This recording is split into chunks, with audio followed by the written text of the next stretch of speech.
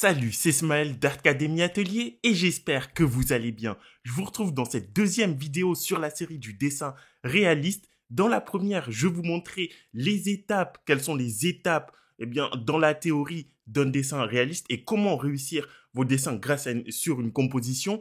Et dans cette vidéo, on va voir ce que ça donne dans la pratique. Pour ça, prenez une feuille, on va se retrouver tout de suite devant la feuille. Mais avant ça, bien sûr, voilà les outils que j'ai utilisés. Des crayons Pit Oil de la marque Faber-Castell, d'accord. Le Extra Hard pour faire l'enveloppe et le cadrage. Et ensuite, on utilisera le Medium pour faire le contour, d'accord. On a également la gomme mie de pain pour estomper le crayon, une gomme normale, la gomme électrique qui sert à effacer le contour du dessin, donc ce qui est les traits qui se trouvent autour du dessin, plutôt, et bien sûr un taille-crayon pour que votre mine reste constamment pointue. On se retrouve devant la feuille, à tout de suite. Donc dans notre première étape du dessin réaliste, sur les bases, là on prend une composition et une photo qui reste assez simple avec seulement 3 objets qui représentent les 3 formes de base de la géométrie dans un dessin. Donc le cercle avec une boule, un cube et un cylindre. Dans la première étape, comme je vous l'expliquais la semaine dernière, on va d'abord placer une enveloppe. Cette enveloppe, elle est faite en 5 ou 6 traits qui représentent la dimension de la composition dans l'espace de la feuille. D'accord ? Ça se fait en 1 minute environ. Ensuite, on va commencer à casser, ou on va pas commencer, on va clairement casser cette enveloppe parce que à l'intérieur de celle-ci, on va placer les 3 objets. Je vous rappelle que l'enveloppe, c'est juste une dimension approximative de la dimension de la composition dans la feuille. Ne partez pas du principe que cette enveloppe, c'est le point final. Vous allez le voir juste après parce que je vais devoir la modifier et la réarranger encore grâce au cadrage. Donc, une fois qu'on a placé cette enveloppe, maintenant, on passe au cadrage. Dans le cadrage, à l'intérieur, on va placer les 3 objets de manière très simplifiée et en trait léger. Vous voyez que mon trait est vachement léger. On ne l'aperçoit pratiquement pas. D'accord? Donc, soyez très délicat. Dessinez de manière très légère. On appelle ça un trait fantôme. D'accord, donc je vais venir placer les 3 objets en commençant par le cube et en faisant très attention à l'axe de direction des objets que je vais dessiner. Pas des objets, mais également des arêtes que je place. Par exemple, là, on voit que les arêtes du cube, on va avoir 3 lignes verticales, très verticales, et les autres segments qui sont placés en diagonale, qui sont les segments des différents plans, on va voir un certain degré d'axe d'orientation. Faites très attention à ces axes d'orientation-là de manière à ce que tout soit bien placé. Sachez que vous ne pouvez pas avoir les bons traits du premier coup. Donc, il y aura forcément des erreurs qu'on va revenir corriger par la suite. Je dessine également, bien sûr, le cercle en faisant attention à l'axe, donc le cercle, la boule, en faisant attention pas à l'axe, mais à la taille de la boule par rapport au cube et par rapport au cylindre également.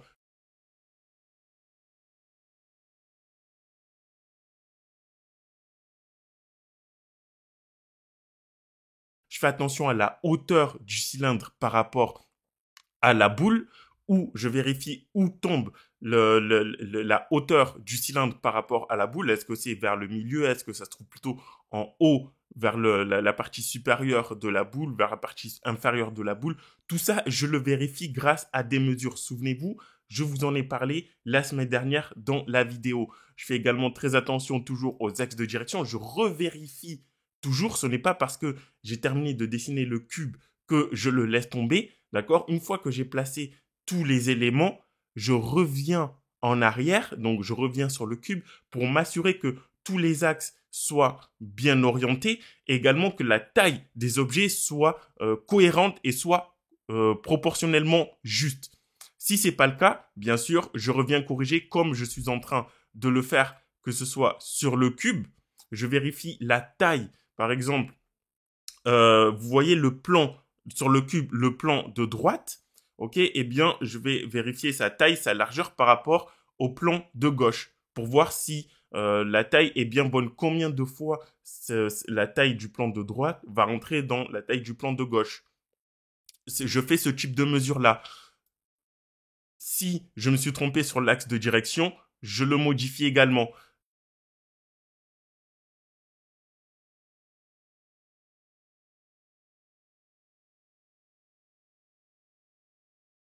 Sur la partie supérieure du cylindre, on a une ellipse, d'accord? Ou est-ce que cette ellipse tombe par rapport à la hauteur de la boule? Je vais placer cette ellipse-là. Je ne vais pas utiliser toute la, toute la procédure, toutes les étapes pour décider une ellipse. Ça, si vous voulez le savoir, n'oubliez pas que vous avez accès à toutes mes formations sur mon site internet artacademyatelier.fr. Allez-y et je vous montrerai comment dessiner une ellipse en perspective. Une ellipse, c'est un cercle en perspective, d'accord? Je vous montrerai tout ça. Vous avez également accès à toutes les formations. J'apprends à dessiner le portrait, j'apprends à dessiner le corps humain, j'apprends à dessiner les ombres et les lumières de façon réaliste, l'anatomie artistique, et pour terminer, la formation qui vous permet le plus de vous rapprocher du réalisme, c'est j'apprends à dessiner au fusain, d'accord? Et bien sûr, la formation phare, j'apprends à dessiner en perspective.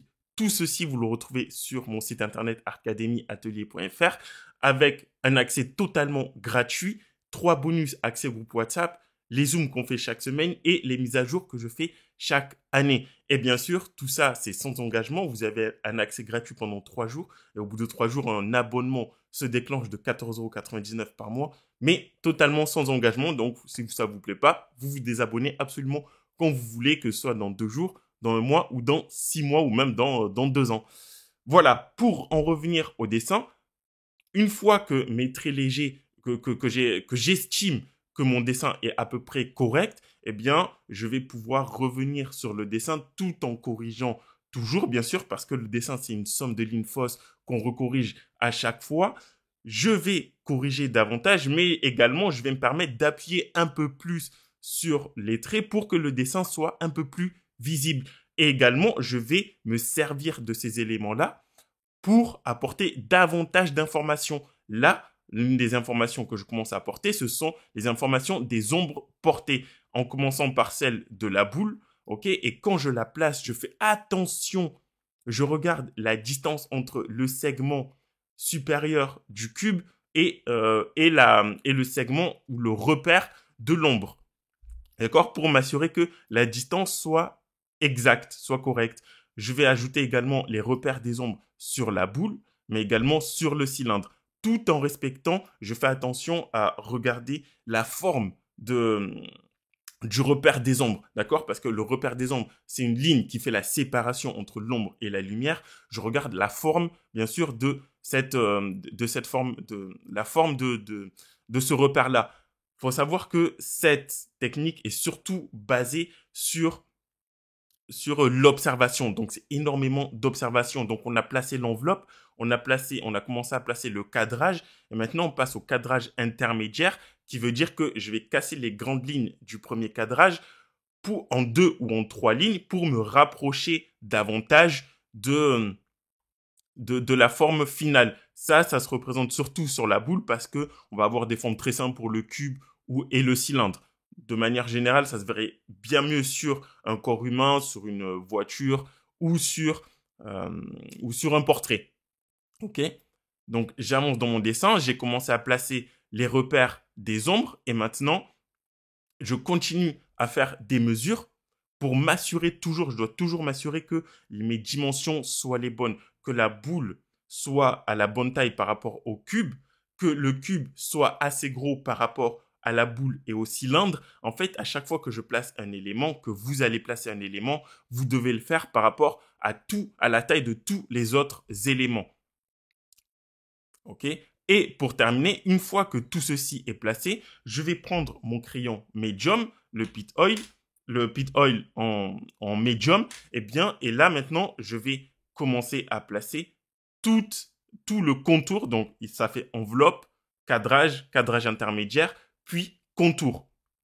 D'accord? Où on a une phase entre le cadrage intermédiaire et le contour qui est le cadrage final. Dans le cadrage final, eh bien, on casse vraiment toutes les lignes moyennes en petites lignes de manière à placer tout le contour finalement en tout petit trait, d'accord? Là, on va vraiment observer la forme de chaque segment, ou l'axe d'orientation de chaque segment, de manière à venir à nous informer que plus tard, il y aura des détails sur cet élément-là.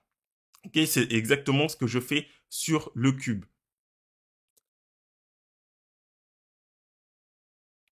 Et dans la dernière étape, après l'étape du cadrage, je vais passer à celle du contour. Dans cette étape-là, tout consiste à courber toutes les lignes. Vous voyez que j'ai absolument tout dessiné en ligne droite. Eh bien, il faut savoir que dans un dessin, il n'y a absolument aucune ligne droite. Bon, sauf bien sûr dans le cas de la perspective, si vous dessinez un immeuble. Mais dans notre cas-là, il n'y a aucune ligne droite. Eh bien, je vais courber absolument toutes les lignes de manière à rendre mon dessin encore plus réaliste possible. Les étapes d'avant servaient surtout, et c'est l'étape la plus longue, servaient surtout à bien positionner les personnages, les objets, tout ce que vous voulez. Donc, servait surtout à bien positionner les objets, à avoir les bonnes mesures, les bonnes tailles, les bonnes dimensions, les bons diamètres, etc. Maintenant que tout est bien placé et bien positionné, je vais pouvoir me concentrer sur le réalisme qui consiste à courber toutes les lignes et placer tous les défauts des objets de manière à avoir le dessin le plus réaliste possible. D'accord?